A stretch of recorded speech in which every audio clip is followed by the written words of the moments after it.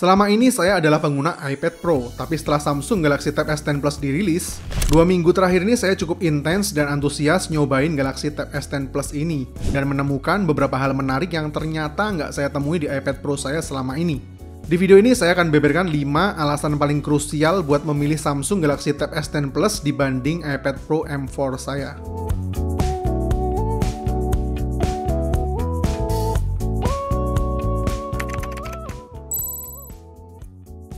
Yang paling awal tentu saja harga dan kelengkapan yang didapat terpaut sangat-sangat jauh.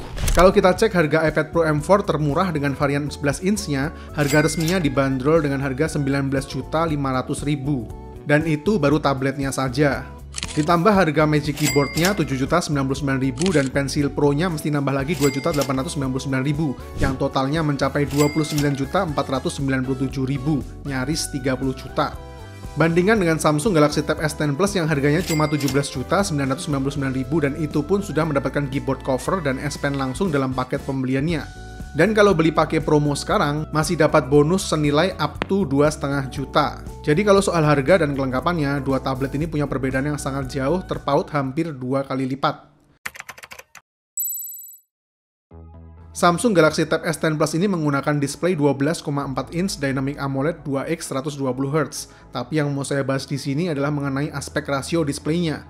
iPad masih tetap mempertahankan rasio layar 4:3 dibanding Samsung Galaxy Tab S10 Plus dengan rasio 16:9-nya. Secara universal saat ini aspek rasio layar yang digunakan di hampir sebagian besar perangkat di dunia adalah aspek rasio 16:9. Jadi kalau buat nonton konten hiburan sama nonton film di layar, tentu saja aspek rasio 16:9 ini memang terasa lebih nyaman buat dilihat karena nggak banyak menyisakan space di atas dan bawah layar seperti di rasio 4:3.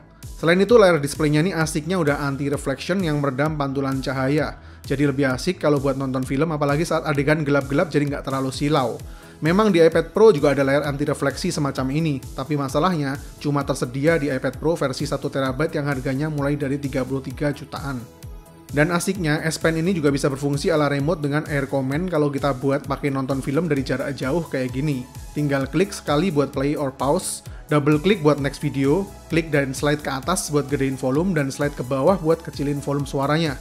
Slide ke kiri buat previous video, dan slide ke kanan buat next video. Sangat praktis dan nyaman buat yang lagi nonton sambil mager. Selain itu kalau buat urusan multitasking juga aspek rasio ini terasa lebih luas dibanding membelah layar 4:3 yang space-nya jadi terasa lebih sempit. Lebih fleksibel juga variasinya karena kita bisa ubah ke vertikal kayak gini. Sampai split for windows sekaligus juga. Dengan aspek rasio yang masih nyaman.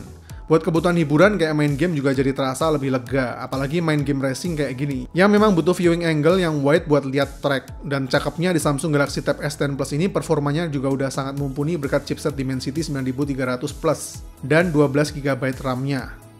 Udah support ray tracing juga, jadi grafisnya bisa sampai ke peak performance-nya seperti ini.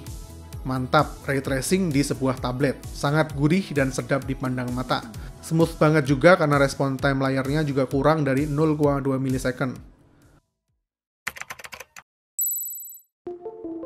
Alasan ketiga adalah Galaxy AI. Ini adalah tablet yang sangat-sangat AI oriented banget karena hampir di seluruh aplikasi productivity-nya terintegrasi sama AI. Dan ya, saat ini peran AI memang udah semakin krusial buat produktivitas kerjaan, apalagi di bidang industri kreatif yang saya geluti. Jadi jelas fitur Circle to Search with Google seperti yang ada di flagshipnya hadir di Galaxy Tab S10 Plus ini. Buat saya yang kerjaan sehariannya sebagai game design dan tech reviewer itu nggak lepas dari sketching dan writing script hampir tiap hari. Misalnya buat skenario kerjaan game desain saya. Tahap awal biasanya bikin konsep pakai sketch dulu. Di sini S Pen-nya ini jelas fungsional banget. Seperti yang bisa dilihat, handwriting saya memang jelek banget. Yang saya suka di Tab S10 Plus ini ada handwriting help yang fungsinya banyak. Mulai dari ngerapiin handwriting supaya jadi lebih bagus, ngasih line sejajar kayak gini supaya lebih rapi, atau kalau mau lebih rapi lagi, handwriting kita bisa dikonversi jadi teks. Dan yang namanya brainstorming itu kita pasti cari referensi dari banyak source untuk kemudian kita gabungin ke dalam proyek kita. Nah, di sini multitaskingnya berperan banget. Layar kiri buat notes dan di kanan buat cari referensi dari berbagai jenis app seperti Google Chrome misalnya. Nah, yang paling asik lagi nih. Sekarang ada tombol dedicated for AI atau Samsung menyebutnya AI Key. Kalau kita klik ini bisa langsung sebagai shortcut munculin AI as assistant kita. Yang bisa pilih Bixby atau Gemini buat Google. Kebetulan saya pilih Gemini. Ini fungsional banget buat saya di tahap cari-cari referensi dan menanyakan beberapa hal yang berhubungan ilmu pengetahuan umum dengan fakta dan legal yang jelas. Jadi writing kita seakan-akan dibantu penuh sama AI yang punya pendidikan layaknya S3 dalam bidang pengetahuan apapun. Tampilannya juga side by side, jadi nggak perlu buka tutup aplikasi. Kurang apa lagi coba. Bahkan kita juga bisa minta cariin gambar buat melengkapi proyek yang kita kerjain, selain dari comot-comot gambar dari artikel yang ada di internet kayak gini. Misalnya kita mau comot gambar yang ada di artikel ini, tinggal klik aja Smart Select supaya objek yang kita mau ini bisa kita modifikasi secara custom sesuai keinginan. Yang keren, Smart Select ini bisa mendeteksi sendiri antara gambar maupun teks, bahkan teks dalam gambar. Yang selanjutnya bisa kita edit, translate, copy, atau share sesuai keinginan kita ke app lain yang terkoneksi, bahkan bisa dijadiin GIF maupun stiker. Mantap! Misalnya di-save ke galeri, atau mau kita send ke notes yang kita sedang kerjain kayak gini. Nah, gambar ini kan sesuai dengan referensi yang kita inginkan, tapi grafik stylenya kan nggak nyambung sama proyek yang sedang kita kerjakan. Kita bisa pakai fitur AI Portrait Studio supaya grafik stylenya lebih masuk dengan proyek kita. Bisa pilih mulai dari komik, 3D cartoon, watercolor, atau sketch. Kita pilih komik dulu biar cocok. Kita bisa edit juga objek non-human di sini. Tinggal select objek yang diinginkan, terus edit semau kita. Habis itu di-generate. Hasil AI-nya ternyata sangat rapi dan cepat. Terus misalkan kita sampai benar-benar mentok, nggak nemu referensi yang sesuai dengan yang kita mau sekalipun, kita masih bisa pakai fitur Sketch to Image ini. Tinggal gambar sketch kayak gini aja, nanti AI-nya secara otomatis generate sesuai dengan konteks gambar yang kita pengen. Habis itu bisa pilih graphic style sesuai proyek kita juga, watercolor, illustration, sketch, pop art, sampai 3D cartoon. Bahkan dikasih beberapa jenis pilihan biar lebih pas. Mantap! Yang namanya brainstorming dan konsep itu pasti poin-poin yang kita tulis penataannya masih acak-adul dan berantakan. Di sini ada fitur Note Assist, kemudian klik Auto Format buat merapikan form dari catatan kita. Atau kalau perlu lebih mempersingkat notes, kita bisa pilih Summarize buat mendapatkan rekapan dari tulisan kita tadi. Praktis. Dan di Smart Note ini, sekarang kita juga bisa lihat tampilan secara side by side kayak gini, buat melihat before after dari kerjaan kita barusan. Sekaligus buat cross-check ulang untuk keperluan proofreading akhir. Selain itu, buat yang sering meeting atau bikin report, di sini juga ada fitur transcript voice to text juga. Jadi tinggal kita record aja semua event yang terjadi. Kalau mau bikin report atau dokumentasi dalam bentuk teksnya, tinggal kita klik transcribe gini aja, bahkan kita bisa pilih langsung mau translate ke bahasa apa juga secara langsung. Dan ya, gitu aja. Sangat praktis dan hemat waktu. Hasil recordingnya pun suaranya jadi clear banget, soalnya masih ada peran AI-nya juga, yaitu AI Dialog Boost, yang bisa memisahkan suara voice dengan background, deteksi sumber suara dan kebisingan, terus AI-nya secara spesifik bisa meningkatkan suara voice. Fitur ini juga berfungsi di app video dan streaming seperti Netflix, YouTube, Prime Video, sampai Google Video. Buat kerjaan saya sebagai tech reviewer misalnya, dapat briefing yang bentuknya file PDF kayak gini. Juga ada fitur PDF Overlay Translation. Biasanya kalau udah bentuk PDF kan ribet buat kita konversi dulu jadi dokumen. Tapi dengan fitur ini, buat translate bahasa bisa sekali klik, maka bahasa awal akan di-overlay atau ditimpa dengan hasil translasi yang baru. Jujur, berbagai jenis shortcut dan integrasi AI yang ada di Samsung Galaxy Tab S10 Plus ini sangat-sangat ngebantu banget efisiensi dari produktivitas, khususnya shortcut AI on keyboardnya ini.